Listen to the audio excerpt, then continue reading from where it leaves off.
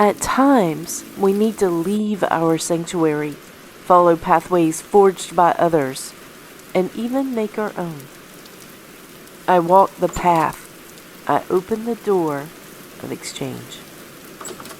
The rains have returned, but even so, my morning begins in the garden.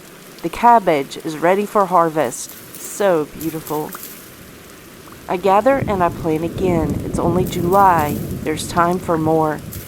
I check my second garden plot too, and sow seeds to fill in the gaps. I take joy in settling them into the ground, a promise of steady harvest ahead. I practice crop rotation, grouping plants with similar needs and replanting with something different. It's a small rhythm, but one that keeps the ground as alive as the garden itself.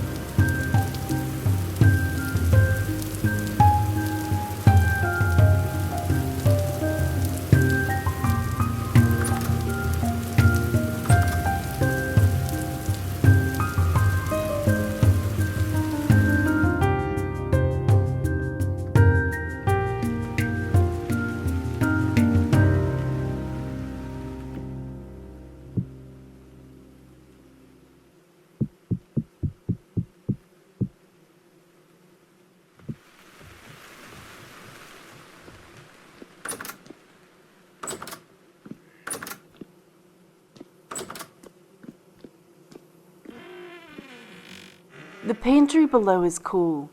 My harvest is safe within. I'm safe here too. I have all that I need.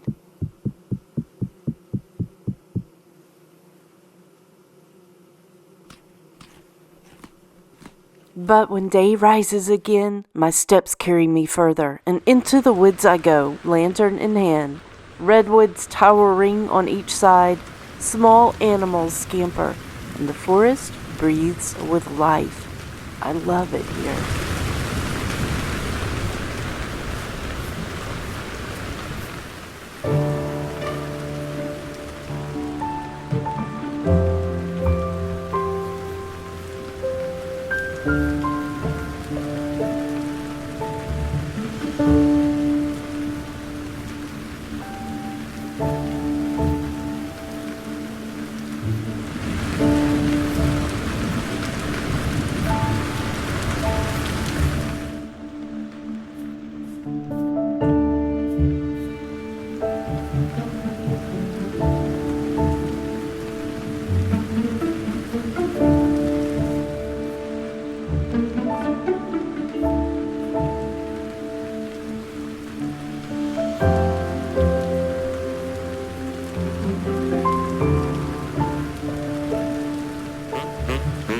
When I first saw him, I gasped.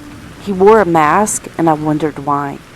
He seemed ancient, small in stature, a keeper of goods and stories. Odd though he looked, he welcomed me. His name was Felipe, a furniture trader, and his wares were many. Much of what he offered I did not need, and he was most eager to buy clothing, which I didn't have. Among his list was a mooncloth robe. He would pay 14 gears for it. I smiled at the thought, for if I ever wove such a robe, I would never sell it. I would wear it myself. It was too beautiful to give away. Every item spoke of craft and care. Some called to me from another time. Others sparked ideas I will carry home. But all reminded me, I'm not alone in this land. There are others moving, surviving, seeking. In Felipe's presence, strange though he was, I felt the quiet comfort of a neighbor.